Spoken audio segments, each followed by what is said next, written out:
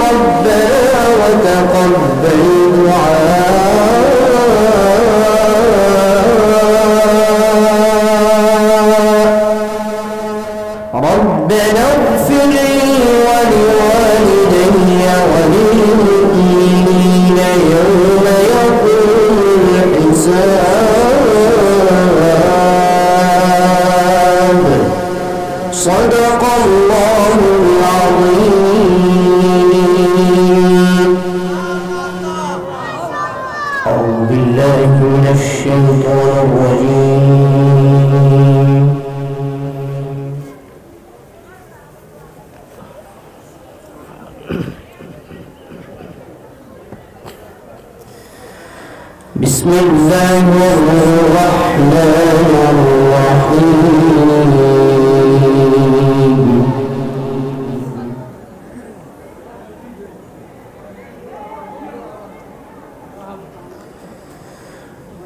ما كان على النبي من حرج فيما فرض الله له سنة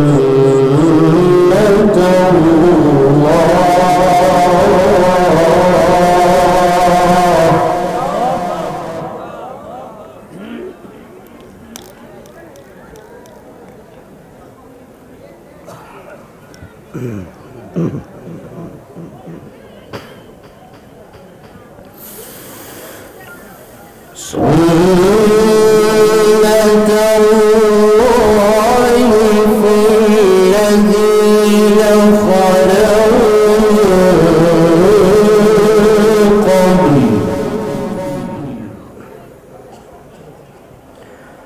وكان أمر الله قدرا مقدورا.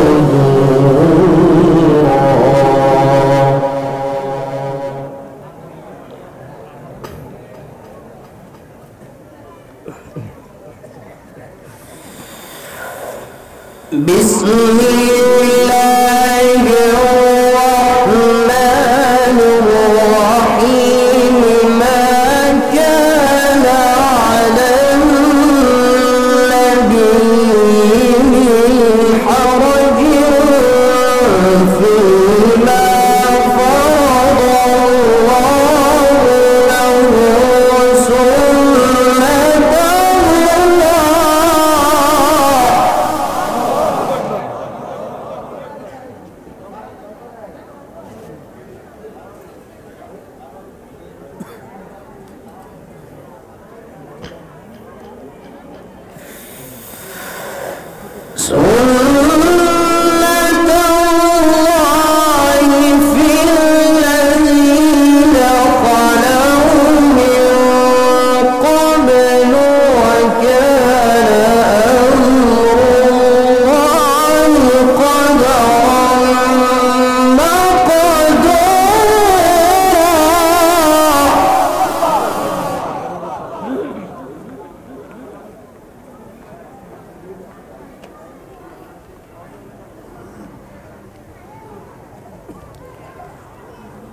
وكان أمر الله قدرا مقدورا.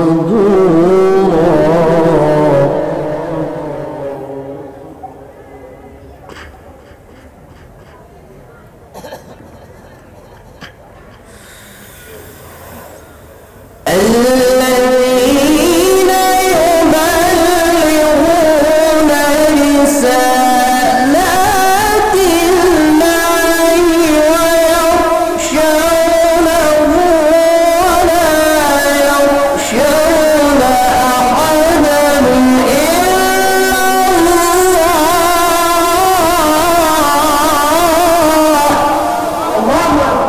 أحسن. جميل جميل.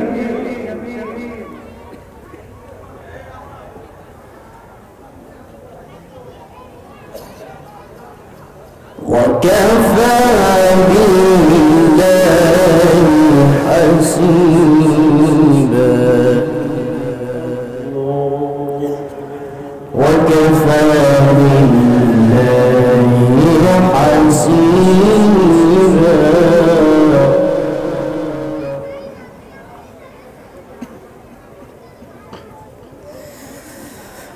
ما كان محمد أبا أحد من رجالكم ولكن رسول الله وخاتم النبيين.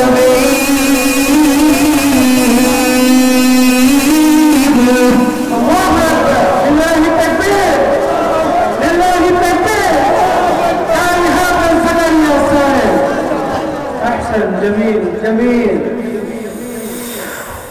ولكن رسول الله وخاتم النبيين وكان الله بكل شيء عليما. الله أكبر. الله. أحسن أحسن.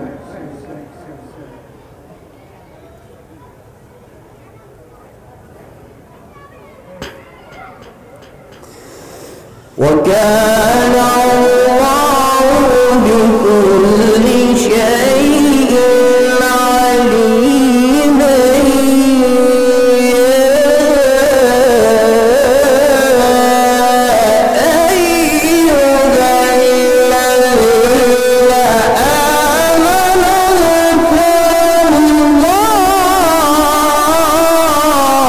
الله أكبر. لله التكبير. لله التكبير.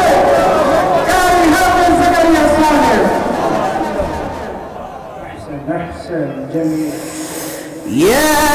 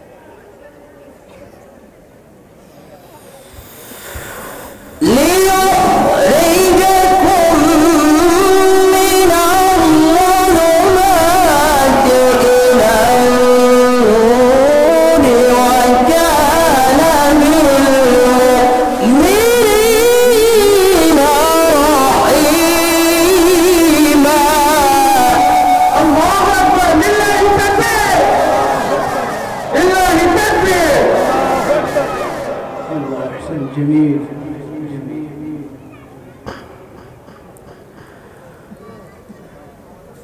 بسم الله الرحمن الرحيم.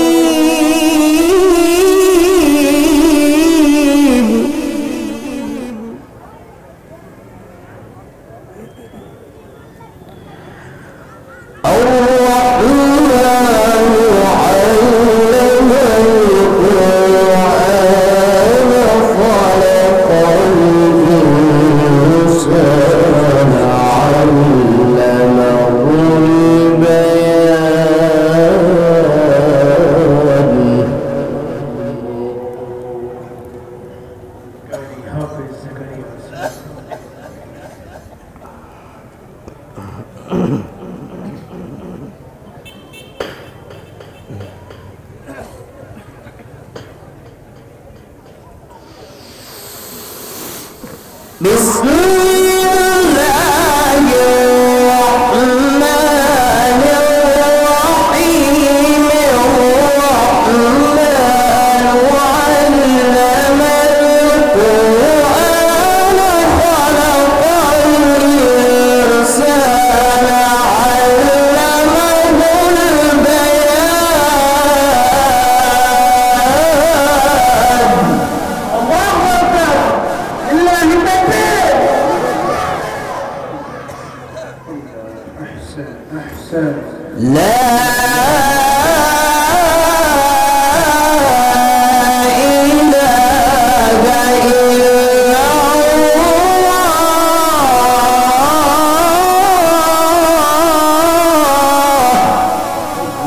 ما شاء الله ما شاء الله شيخ ما شاء الله.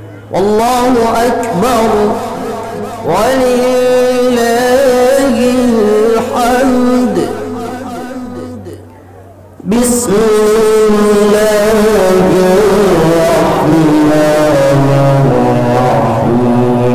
والضحى والليل إذا سجى ودعك ربك وما قلى. ما شاء الله ما شاء الله شيخ ما شاء الله. وللآخرة خير لك من الأولى. والضحى والليل إذا سجى ما ودعك ربك وما قلى وللآخرة خير لك من الأولى ولسوف يعطيك ربك فترضى. الله أكبر لله التكبير لله التكبير. قاري حافظ زكريا صاحب. ما شاء الله شيخ ما شاء الله.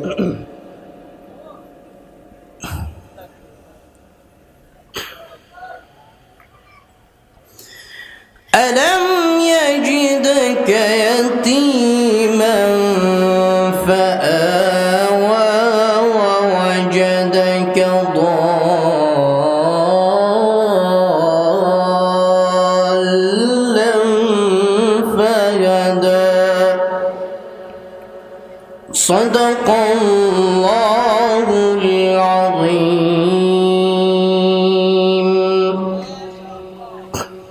نعرة التكبير نعرة التكبير. قاري حافظ زكريا صاحب قاري حافظ زكريا صاحب. الحمد لله الحمد لله نحمده ونستعينه ونستغفره ونؤمن به ونتوكل عليه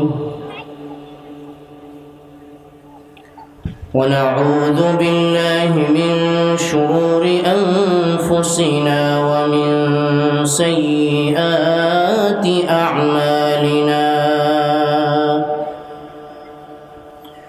من يهده الله فلا مضل له ومن يضلله فلا هادي له. وأشهد أن لا إله إلا الله وحده لا شريك له. وأشهد أن سيدنا وحبيبنا ومولانا محمدا عبده ورسوله الذي أرسله بالحق بشيرا ونذيرا وداعيا إلى الله بإذنه وسراجا وقمرا منيرا. فقد قال الله تعالى في كلامه المجيد وفرقانه الحميد. أعوذ بالله من الشيطان الرجيم. بسم الله الرحمن الرحيم. إن الله وملائكته يصلون على النبي يا أيها الذين آمنوا صلوا عليه وسلموا تسليما. আমরা সবাই দুরূদ ইব্রাহিম পাঠ করি, যে দুরূদ আমরা নামাজে পড়ে থাকি। আল্লাহুম্মা সাল্লি আলা মুহাম্মাদিন ওয়া আলা আলি মুহাম্মাদ কামা সাল্লাইতা আলা ইব্রাহিম ওয়া আলা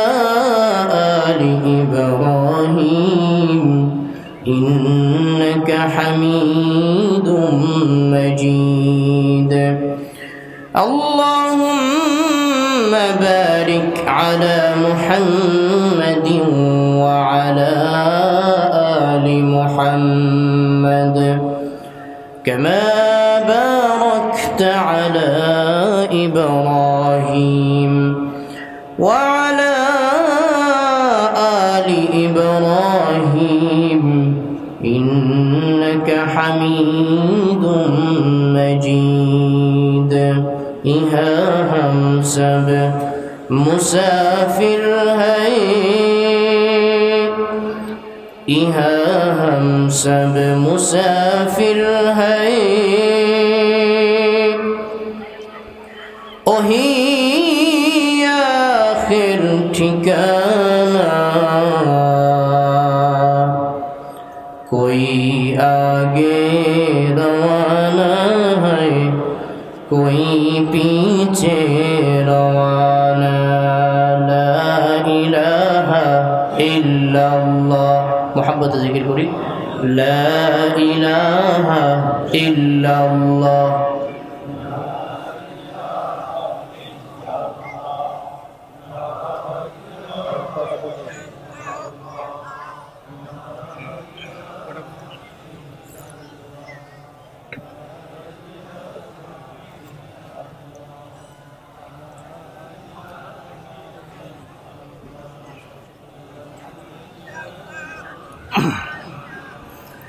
لا إله إلا الله لا إله إلا الله لا إله إلا الله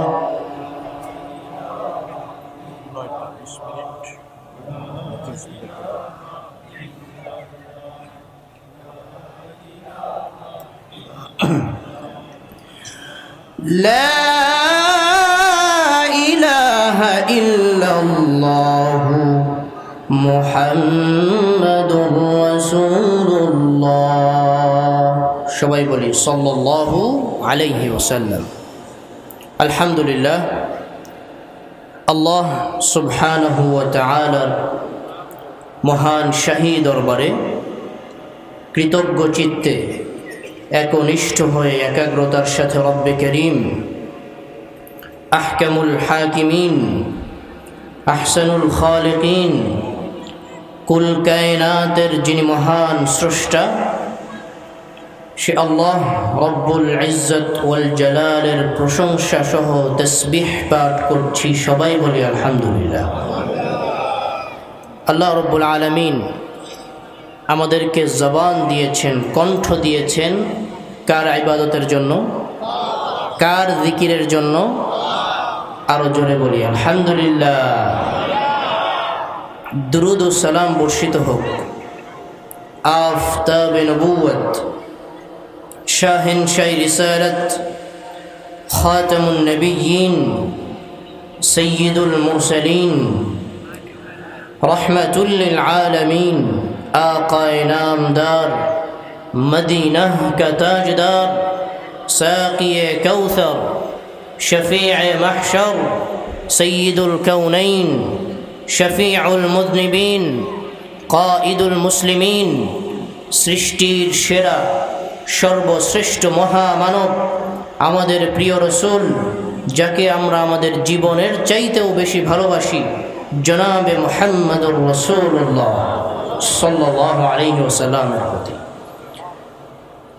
কোনো ব্যক্তি যদি আল্লাহর রাসূলকে তার জীবনের চাইতেও বেশি ভালো না বাসে সে পরিপূর্ণ মুমিন হতে পারে না অত্যন্ত দুঃখের বিষয় আজ বাংলাদেশে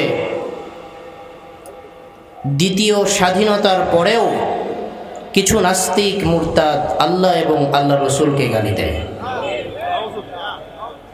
পরিষ্কার ভাষায় বলছি আমরা আমাদের রাসূলকে জীবনের চাইতে বেশি ভালোবাসি যদি কোনো নাস্তিক মুরতাদ আল্লাহ এবং তার রাসূলকে গালি দেয় বাংলাদেশের মুসলমান ঘরে বসে থাকবে না আল্লাহ রাসূল বলেছেন লা ইউমিনু আহাদুকুম হাত্তা আকুনা আহাব্বা ইলাইহি মিন ওয়ালিদিহি ওয়া ওয়ালাদিহি ওয়ান নাস আজমাইন। তোমাদের মাঝে কোনো ব্যক্তি পরিপূর্ণ মুমিন হতে পারবে না যতক্ষণ না আমি মুহাম্মদ বলেন সাল্লাল্লাহু আলাইহি ওয়াসাল্লাম তার কাছে তার সন্তান, তার পিতামাতা, তার সমস্ত আত্মীয় স্বজন, এমনকি তার জীবনের চাইতে বেশি আমি মুহাম্মদ সাল্লাল্লাহু আলাইহি ওয়াসাল্লাম যতক্ষণ না প্রিয় হব ততক্ষণ সে পরিপূর্ণ মুমিন হতে পারবে না। এজন্য আমরা আমাদের রসুলকে ভালোবাসি। আমাদের রসুলের দেখানো পথ আমাদের মুক্তির পথ, ঠিক কিনা? আল্লাহ রাব্বুল আলামিন বলছেন, কুল ইন কুনতুম তুহিব্বুনাল্লাহ ফাত্তাবিউনি ইউহিব্বুকুমুল্লাহ ওয়া ইয়াগফির লাকুম যুনুবাকুম ওয়াল্লাহু গফুরুর রহিম। জোরে বলি আল্লাহু আকবার। আল্লাহ বলছেন, হে নবী, আপনি মানব জাতিকে জানিয়ে দিন, যদি তোমরা আল্লাহকে ভালোবাসো তাহলে আমি রসুলের অনুসরণ করো। যদি আমি রসুলের অনুসরণ করো আল্লাহ তোমাদেরকে ভালোবাসবেন। সুবহানাল্লাহ বলবেন না? আল্লাহর ভালোবাসা পেতে হলে আমাদেরকে কার অনুসরণ করতে হবে? রাসূলের অনুসরণ করতে হবে। শুধু তাই নয়, কোনো ব্যক্তি যদি আল্লাহ রসুলের জীবন আদর্শকে অনুসরণ করে ইউহিব্বুকুমুল্লাহ, এক নম্বর আল্লাহ আপনাকে ভালোবাসবেন। আল্লাহ যদি আপনাকে ভালোবাসেন, দুনিয়া আখিরাতে আপনার কোনো টেনশন আছে? কোনো চিন্তা আছে? দুই নম্বর ওয়া ইয়াগফির লাকুম যুনুবাকুম, আপনার সমস্ত গুনাহ আল্লাহ রাব্বুল আলামিন ক্ষমা করে দিবেন। এজন্য আমাদের রসুলকে ভালোবাসতে হবে। সাহাবায়ে কেরাম আল্লাহ রসুলকে নিজেদের জীবনের চাইতেও বেশি ভালোবাসতেন। হযরতে ওমর ইবনে খাত্তাব রাদিয়াল্লাহু আনহু, আমিরুল মুমিনিন, খলিফাতুল মুসলিমিন, যিনি অর্ধ পৃথিবী শাসন করেছিলেন, হযরতে ওমরের ছেলে ইবনে ওমর রাদিয়াল্লাহু আনহুমা, তিনি মসজিদে নববীর মাদ্রাসায় ভর্তি হয়েছেন। সাথে হযরতে হুসাইন রাদিয়াল্লাহু আনহু, যিনি সাইয়্যিদা শাবাবে আহলিল জান্নাহ, বলেন না সুবহানাল্লাহ, যুবকদের জান্নাতের সর্দার, তিনিও মাদ্রাসায় ভর্তি হয়েছেন। ছোট্ট মানুষ। হযরত ইবনে ওমর রাদিয়াল্লাহু আনহু এবং হযরতে হুসাইন দুইজন একসাথে মাদ্রাসায় পড়ছেন। হযরতে হুসাইন একটি কলম নিয়ে ফেলে দেন আর ইবনে ওমরকে বলেন, তুমি এটা নিয়ে আসো। ইবনে ওমর এনে দিছেন, আবার কলম একটা ফেলে দিছেন, এটা নিয়ে আসো। আবার এনে দিছেন, আবার ফেলে দিছেন, নিয়ে আসো। এনে দিছেন, আবার ফেলে দিছেন। এবার বলতেছে, আমি কি তোমার চাকর? অনিচ্ছাকৃত পড়ে গেলে আমি তোমার কাছ থেকে তোমাকে সহযোগিতা করার জন্য নিয়ে আসতাম, তুমি ইচ্ছা করে ফেলে দিয়ে আমাকে আনতে বলতেছো? তা হুসাইন বলতেছেন, আনতা আব্দুন ওয়া ইবনু আবদিক, তুমি শুধু চাকর না, তুমি শুধু গোলাম না, তুমি গোলামের বাচ্চা গোলাম। হযরতে ওমর হচ্ছেন অর্ধ পৃথিবীর শাসক। তৎকালীন শাসকের ছেলেকে হুসাইন বলছে চাকর, চাকরের বাচ্চা চাকর। ইবনে ওমর খুব গরম হয়ে গেলেন, মাদ্রাসা থেকে চলে গেলেন। ছোট মানুষ তো, বাবার কাছে গিয়ে বললেন, বাবা আমি আর মাদ্রাসায় পড়বো না। মাদ্রাসায় কেন পড়বে না? হুসাইন তো আমাকে এই কথা বলেছে। ঠিক আছে, হুসাইন তো আল্লাহ রসুলের নাতি, হযরতে আলীর সন্তান।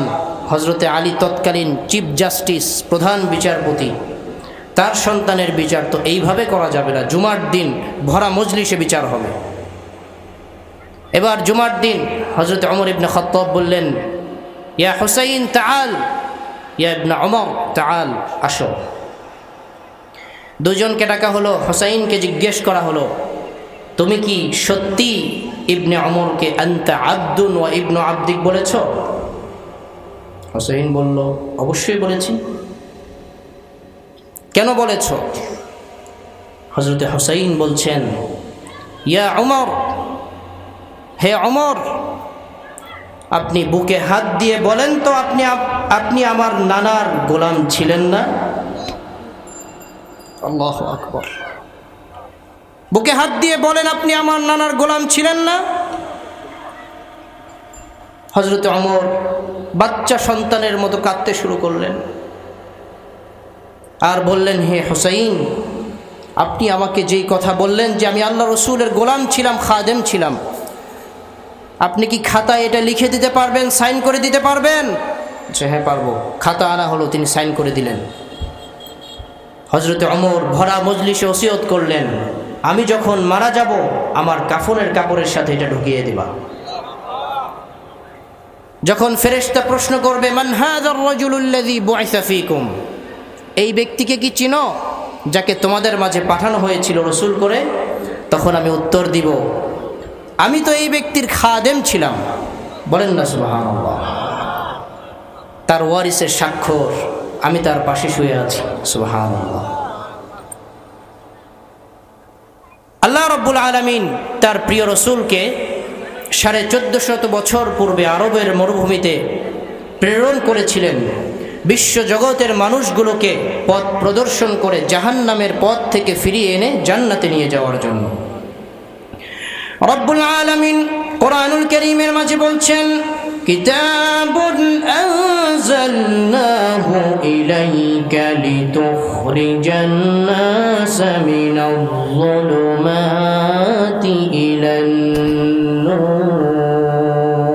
জোরে বলুন আল্লাহু আকবার। আল্লাহ রাব্বুল আলামিন বলছেন, এই কোরআন আমি এজন্য অবতীর্ণ করেছি ওগো আল্লাহর রাসূল, যেন আপনি মানুষগুলোকে পথ প্রদর্শন করে অন্ধকারের পথ থেকে, অর্থাৎ জাহান্নামের পথ থেকে পথ প্রদর্শন করে জান্নাতের দিকে নিয়ে যেতে পারেন। তিরমিজি শরীফের হাদিস, من سلك طريقا يلتمس فيه علما سهل الله له طريقا إلى الجنة। জোরে বলুন সুবহানাল্লাহ।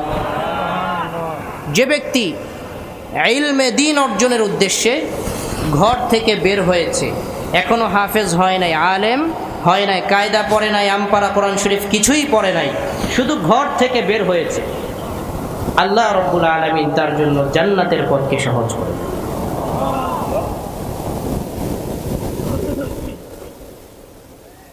আল্লাহ রাসূল বলেছেন, মান খারাজা ফি তালাবিল ইলম ফাহুয়া ফি সাবিলিল্লাহি হাত্তা ইয়ারজি'a। রাওয়াহুল বুখারী। ইমাম বুখারী হাদিস বর্ণনা করেন, যে ব্যক্তি ইলমে দ্বীন অর্জনের উদ্দেশ্যে ঘর থেকে বের হলো, ঘরে ফিরে যাওয়ার আগ পর্যন্ত সে আল্লাহর রাস্তায় রয়েছে। কোরআন হচ্ছে মহাবিশ্বের মহাবিশ্বয়। মানুষ যদি শান্তি পেতে চায় তাহলে তাকে কোরআনের কাছে আসতে হবে। কয়েকদিন আগে আমার মাদ্রাসায় একজন মেহমান এসেছিলেন, যার হাতে প্রায় 150 মানুষ মুসলমান হয়েছে। তিনি লন্ডনের একটি বড় মসজিদের খতিব। তিনি বলছেন যে ইউরোপ, আমেরিকাতে, লন্ডনে এবং আপনার এই অঞ্চলগুলোতে মানুষ কোরআনকে বোঝার জন্য, কোরআনকে ধারণ করার জন্য পাগল পারা হয়ে গিয়েছে। ঝাঁকে ঝাঁকে মানুষ মুসলমান হচ্ছে। বলেন না আলহামদুলিল্লাহ। হযরতে মূসা আলাইহিস সালামের ওপর যে তাওরাত অবতীর্ণ হয়েছিল, সেই তাওরাত ছিল 1000 পারা। কয় হাজার পারা? এর আয়াত সংখ্যা ছিল 1 লক্ষ। সুবহানাল্লাহ বলবেন না। হযরতে ঈসা আলাইহিস সালামের ওপর যে ইনজিল, যেটাকে বলা হয় বর্তমান বাইবেল, 27 পারা। জাবুর, যা দাউদ আলাইহিস সালামের ওপর অবতীর্ণ হয়েছিল, 150 পারা। বলেন না সুবহানাল্লাহ। কোরআনে কারীম যা আমরা তেলাওয়াত করছি, বোঝার চেষ্টা করছি, এর কোরআন হচ্ছে 30 পারা। বলেন আলহামদুলিল্লাহ। কোরআনে কারীম একটি মহাবিশ্বের মহাবিশ্বয়, এক আজীব কিতাব, ইজাজুল কোরআন, অলৌকিক এক কিতাব। আল্লাহ রাব্বুল আলামিন বলছেন, আর রহমানু আল্লামাল কোরআন খালাক খালাকাল ইনসানা আল্লামাহুল বায়ান। জোরে বলুন আল্লাহু আকবার। আল্লাহ রাব্বুল আলামিন বলছেন, রহমান দয়াময় আল্লাহ তো তিনি যিনি মানুষকে কোরআনে কারীম শিখিয়েছেন, তিনি মানব সৃষ্টি করেছেন। শুধু তাই নয়, তিনি মানুষকে কোরআনে কারীমের বর্ণনা শিক্ষা দিয়েছেন। আল্লাহ হচ্ছেন তিনি রহমান, যিনি মানুষকে কোরআন শিখিয়েছেন। তার মানে হচ্ছে রহমান দয়াময় আল্লাহর সবচেয়ে বড় দয়া হচ্ছে তিনি মানুষকে কোরআন দান করেছেন। কোরআনের শব্দের দিকে লক্ষ্য করুন, আল্লাহ বলছেন আল্লামাল কোরআন, আল্লাহ মানুষকে কোরআন শিখিয়েছেন। তার মানে হচ্ছে কোনো মানুষ চাইলেই কোরআন শিখতে পারবে না। আল্লাহ যাকে কোরআন শিখাবেন শুধুমাত্র সেই ব্যক্তি কোরআন শিখতে পারবে। বলেন না সুবহানাল্লাহ। এরপরে আল্লাহ বললেন খালাকাল ইনসান, তিনি মানব সৃষ্টি করেছেন। বলুন তো, মানুষের শিক্ষা আগে নাকি সৃষ্টি আগে? কথা বলেন, শিক্ষা আগে না সৃষ্টি আগে? শিক্ষা আগে, সৃষ্টি আগে। আগে মানুষের জন্ম হবে, এরপরে সে শিখবে। কিন্তু আল্লাহ রাব্বুল আলামিন আগে মানুষের শিক্ষার কথা বলে পরবর্তীতে মানব সৃষ্টির কথা কেন বললেন? ইমাম ফখরুদ্দিন রাজি রাহিমাহুল্লাহ তাফসীরে কাবীরের মাঝে লিখেছেন, আল্লাহ রাব্বুল আলামিন প্রথমে কোরআন শিক্ষার কথা বলে পরবর্তীতে মানব সৃষ্টির কথা এজন্য বলেছেন যে মানুষ ততক্ষণ পর্যন্ত প্রকৃত মানুষ হয় না যতক্ষণ না সে কোরআনের শিক্ষায় শিক্ষিত হয়। এজন্য আমাদের সন্তানদেরকে কোরআন শিখাতে হবে। ডক্টর মরিস বুকাইলি, যিনি একজন মহাবিজ্ঞানী ছিলেন, তিনি দেখলেন কোরআনে কারীমের মাঝে আল্লাহ রাব্বুল আলামিন বলছেন যালিকাল কিতাবু লা রাইবা ফীহ। জোরে বলুন আল্লাহু আকবার। এই কোরআনের মাঝে কোনো সন্দেহ সংশয়ের অবকাশ নাই। কেউ কোরআনের কোনো ভুল ধরতে পারবে না। মহা চ্যালেঞ্জ। ডক্টর মরিস বুকাইলি চিন্তা করলেন যে কোরআনের ভুল ধরা যাবে না, এত বড় চ্যালেঞ্জ, ঠিক আছে আমি ভুল ধরবো। বলেন না নাউজুবিল্লাহ। এবার তিনি কোরআনের ভুল ধরার জন্য 7 বছর আরবি শিখেছেন। 7 বছর আরবি শিখেছেন কেন? আলেম হওয়ার জন্য? কেন? কোরআনের ভুল ধরার জন্য। নাহু, সরফ, কায়দা, কানুন যখন তিনি শিখে ফেলেছেন, এবার তিনি কোরআন পড়তে শুরু করলেন। কোরআনের শুরুতেই ডক্টর মরিস বুকাইলি দেখতে পাচ্ছেন আল্লাহ রাব্বুল আলামিন বলছেন আলহামদুলিল্লাহি রাব্বিল আলামিন। আমার সাথে পড়েন আলহামদুলিল্লাহি রাব্বিল আলামিন আর রহমানির রহিম মালিকি ইয়াউমিদ্দিন ইয়্যাকা না'বুদু ওয়া ইয়্যাকা নাস্তাঈন। জোরে বলি আল্লাহু আকবার। আল্লাহ বলছেন সমস্ত প্রশংসা সেই আল্লাহর জন্য যিনি বিশ্ব জগতের প্রতিপালক। ডক্টর মরিস বুকাইলি চিন্তা করলেন যে মানুষ যখন কোনো গ্রন্থ লেখে, গ্রন্থের শুরুতে লেখা থাকে, গ্রন্থের গবেষণায় ভুল হতে পারে, টাইপিংয়ে ভুল হতে পারে, লেখায় ভুল হতে পারে, অমুক নাম্বারে যোগাযোগ করে জানাবেন, পরবর্তী সংস্করণে ঠিক করে ফেলা হবে। এ কেমন গ্রন্থ যে গ্রন্থের গ্রন্থকার শুরুতেই নিজের দুর্বলতা দিয়ে নয়, নিজের প্রশংসা দিয়ে নিজের গ্রন্থের সূচনা করেছেন। বলেন না সুবহানাল্লাহ। এক পৃষ্ঠা পড়েই তিনি দেখছেন আল্লাহ বলছেন যালিকাল কিতাবু লা রাইবা ফীহ। এই কোরআনের মাঝে কোনো সন্দেহ সংশয়ের অবকাশ নেই। মহা চ্যালেঞ্জ। তিনি তো ভুল ধরার জন্য কোরআন পড়ছেন, এবার তিনি আরো এক পৃষ্ঠা পড়ছেন, এরপরে দেখছেন রব্বুল আলামিন বলছেন ওয়া ইন কুনতুম ফি রাইবিন মিম্মা নাযালনা আলা আবদিনা ফাতু বিসূরাতিন মিন মিসলি। জোরে বলুন আল্লাহু আকবার। তোমরা যদি আমার বান্দা মুহাম্মদ সাল্লাল্লাহু আলাইহি ওয়াসাল্লামের উপর যে গ্রন্থ অবতীর্ণ করা হয়েছে, এই কোরআনের ব্যাপারে যদি তোমাদের সন্দেহ থেকে থাকে, কোরআনে কারীমের মাঝে 114টা সূরা রয়েছে, সবচাইতে ছোট সূরার মতো একটা সূরা এনে দেখাও, একটা ছোট্ট সূরা বানায় দেখাও। ডক্টর মরিস বুকাইলি চিন্তা করলেন, 1500 বছর চলে গেল, কেউ একটা ছোট্ট সূরা বানাইতে পারলো না, এটা কোনো কথা?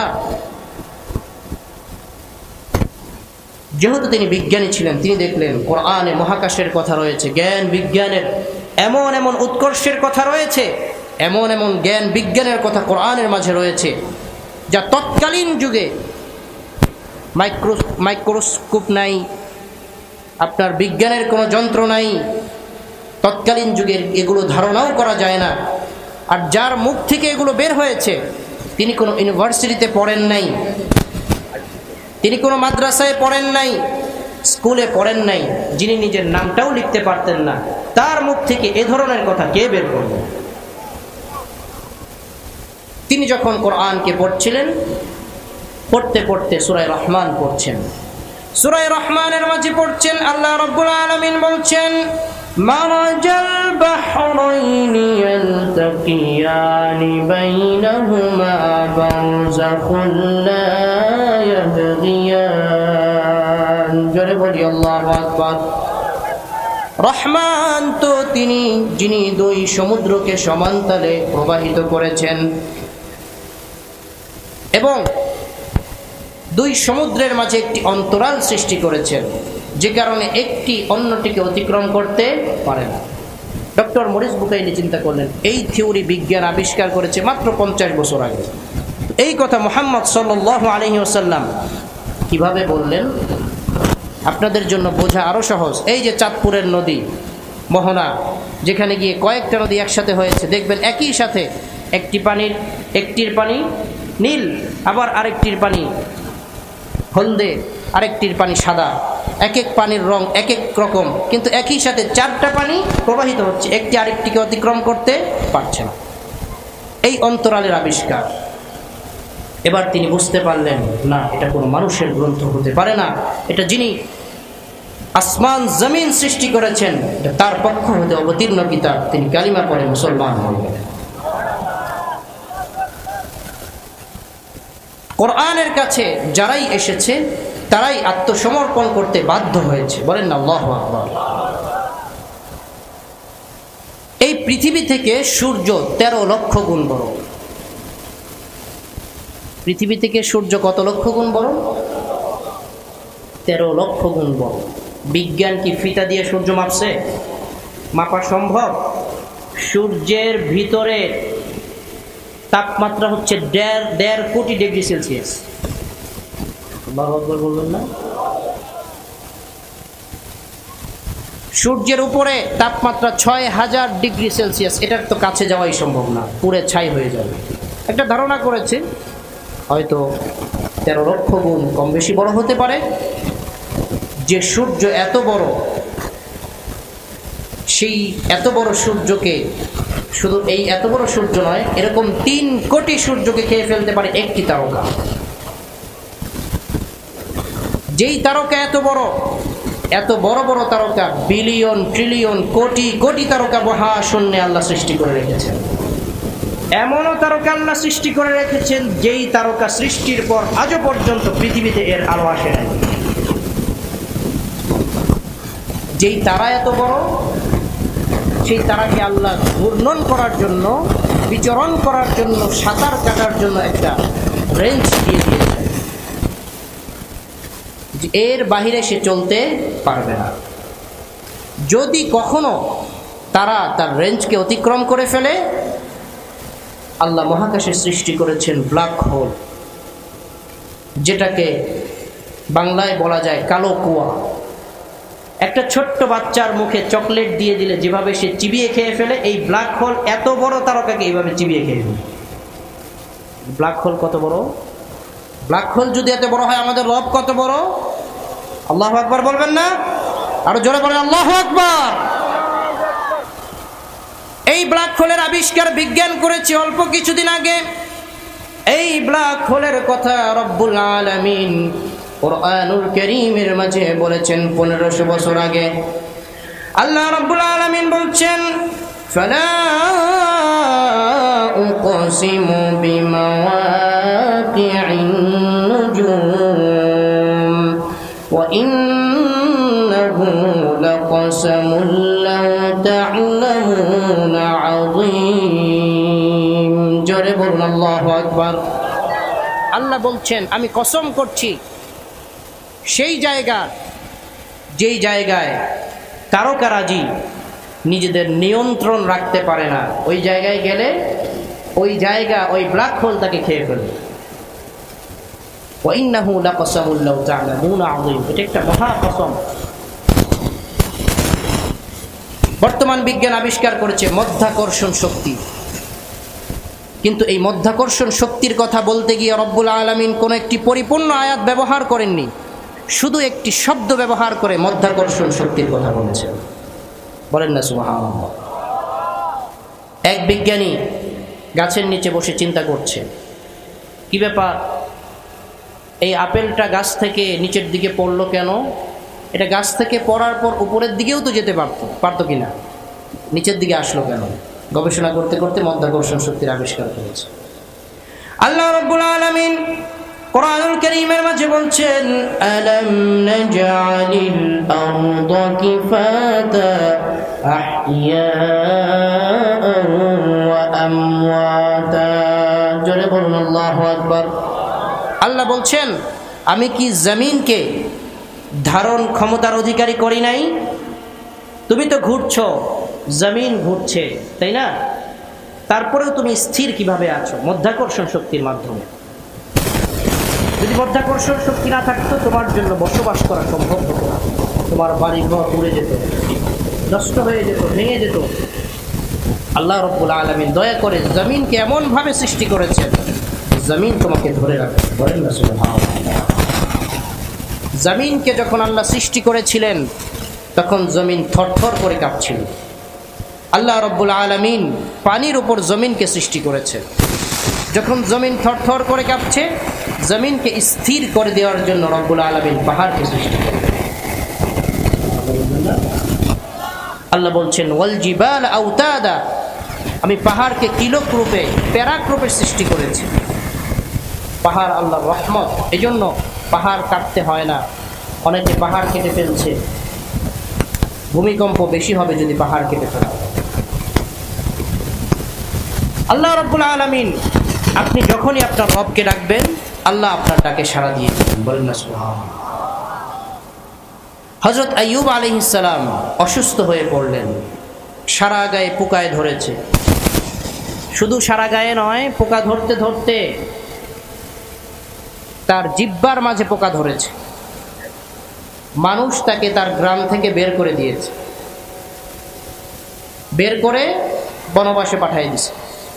তার সন্তান, সন্ততি, ধন সম্পদ সব চলে গেছে, শুধুমাত্র তার স্ত্রী তার সাথে ছিল। সুবহানাল্লাহ বলবেন না? 10 বছর হাতের মাঝে পোকা, পায়ের মাঝে পোকা, সারা গায়ে পোকা, তারপরেও স্ত্রী তাকে ছেড়ে যায় নাই। এরকম স্ত্রী এখন আছে? এখন বাসায় যেয়ে বলবেন যে পানি দাও, গ্লাসে আছে, জগে আছে, ঢেলে খাও। আমি গাড়ে হেরাতে যখন উঠলাম 5000 ফিট উঁচা, সুবহানাল্লাহ বলবেন না, যেখানে কোরআন অবতীর্ণ হয়েছে, আমি উঠতে গিয়ে 3 বার মনে হয়েছে যে আমার দম বন্ধ হয়ে যাবে, দম মনে হয় বের হয়ে যাবে, কালিমা পড়ে ফেলছে, এরকম লাগছে আমার কাছে। আল্লাহ রসুল সাল্লাল্লাহু আলাইহি ওয়াসাল্লাম যখন গাড়ে হেরাতে উঠতেন তখন তো সিঁড়ি ছিল না, উনি কিভাবে উঠতেন? সেখানে বসে ধ্যান করতেন, ইবাদত করতেন, মুরাকাবা করতেন, নামাজ পড়তেন, তাসবিহ তাহলিল আদায় করতেন। হযরতে খাদিজা আল্লাহ রসুলের কেমন স্ত্রী, যিনি দিনে একবার, সন্ধ্যায় একবার, প্রতিদিন 2 বার এই 5000 ফিট উপরে উঠে তার জন্য খাবার নিয়ে যাইতেন। সুবহানাল্লাহ। এক সাহাবী, এক লোক, সে চিন্তা করছে, আমি যদি সাহাবীদের যুগে আসতাম, আমি আল্লাহ রসুলকে নিজের জীবনের চাইতে বেশি ভালোবাসতাম, শুধু তাই না, সাহাবীদের চাইতে বেশি ভালোবাসতাম। এটা তার মনের একটা আবেগ, সে আশিকে রাসূল।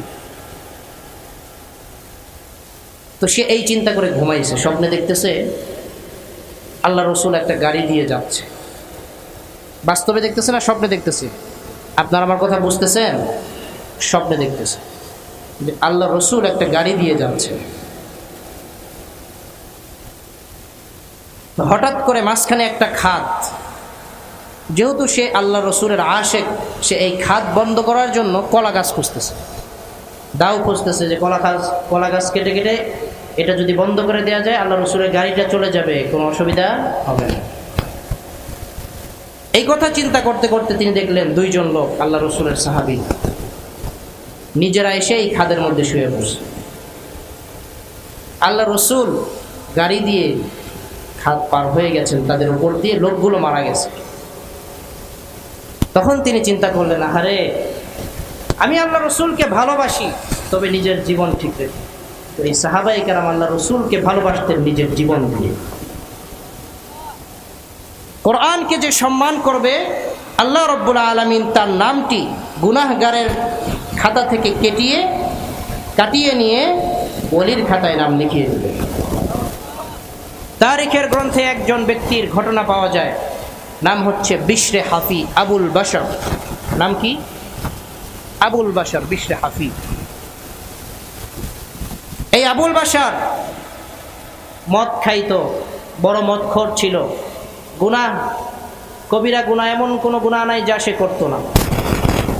একদিন রাস্তা দিয়ে মদ খাইতে যাচ্ছে, আড্ডা দিতে যাচ্ছে, রাস্তার মাঝে দেখতেছে একটা কাগজ পড়ে আছে, কাগজের মাঝে কি যেন লেখা, আরবি লেখা, পড়তে পারতেছে না। তো আরবি লেখাটা নিয়ে সে তার মায়ের কাছে গেছে। মা খুব আল্লাহওয়ালা ছিল, মা তাহাজ্জুদে খুব কান্না করতেন, আল্লাহ আমার সন্তানটাকে আপনি হেদায়েত দিয়ে দেন। সম্ভবত মায়ের দোয়া কবুল হয়ে গিয়েছিল। মা যখন সন্তানের জন্য দোয়া করে, সেই দোয়া কবুল হওয়ার মাঝে, আল্লাহর মাঝে আর এই দোয়ার মাঝে কোনো পর্দা থাকে না, ডাইরেক্ট কবুল হয়ে যায়। বলেন না সুবহানাল্লাহ। এই জন্য মার কাছ থেকে দোয়া নেওয়ার চেষ্টা করো। এবার বিশরে হাফি বলতেছে, মা এই কাগজে কি লেখা দেখো তো, আরবি লেখা মনে হইতেছে। বাবা, এই কাগজের মধ্যে আল্লাহ তাআলা 3টা নাম লেখা। কয়টা নাম লেখা? আল্লাহ, রহমান, রহিম। অর্থাৎ এর মাঝে বিসমিল্লাহির রহমানির রহিম, কাগজে বিসমিল্লাহির রহমানির রহিম লেখা। এই কাগজটা নিচে পড়েছিল, মানুষ মারা ছিল, আল্লাহর 3টা নাম লেখা। ঠিক আছে, এই কাগজটাকে সুন্দর করে তিনি পরিষ্কার করলেন, আতর গোলাপ মেখে সুন্দরতম একটা জায়গায় রেখে সারা রাত এটার দিকে তাকিয়ে আছে। শেষ রাতে আবুল বাশারের দিকে কেউ যেন বলছে, হে আবুল বাশার, আমার নামকে তুমি সম্মান করেছো, এজন্য গুনাহগারের লিস্ট থেকে তোমার নাম কেটে ওলির খাতায় তোমার নাম লিখিয়ে দিলাম। আবুল বাশার বিশরে হাফি পৃথিবীর বিখ্যাত ওলি হয়েছিলেন কোরআনকে সম্মান করার কারণে। তাফসীর আনোয়ারুল কোরআনের মাঝে মুসান্নিফ আলাইহির রাহমা লিখেছেন, কোনো বাচ্চা যখন মাদ্রাসায় ভর্তি হয়, যখন ওস্তাদ তাকে বিসমিল্লাহির রহমানির রহিম শিখায়, বিসমিল্লাহির রহমানির রহিমের মাঝে হরফ আছে 19টি। হরফ আছে কয়টি? 19টি। জাহান্নামের ফেরেশতাও 19 জন। আল্লাহ বলছেন আলাইহা 19।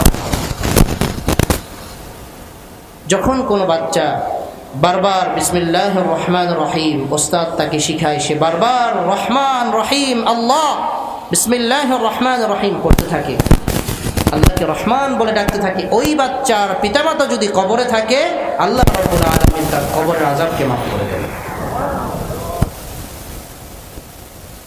বলছিলাম হযরত আইয়ুব আলাইহিস সালাম, ওনার স্ত্রী ওনাকে ছেড়ে যাননি, অসুস্থ হয়ে পড়লেন। হযরত আইয়ুব আলাইহিস সালাম আল্লাহর কাছে দোয়া করলেন। রব্বুল আলামিন সেই ঘটনা কোরআনুল কারীমের মাঝে বলছেন, সূরাতুল আম্বিয়া, ওয়া আইয়ুবা ইয নাদা রাব্বাহু আন্নী مسني الضر وأنت أرحم الراحمين জোরে বলুন আল্লাহু আকবার।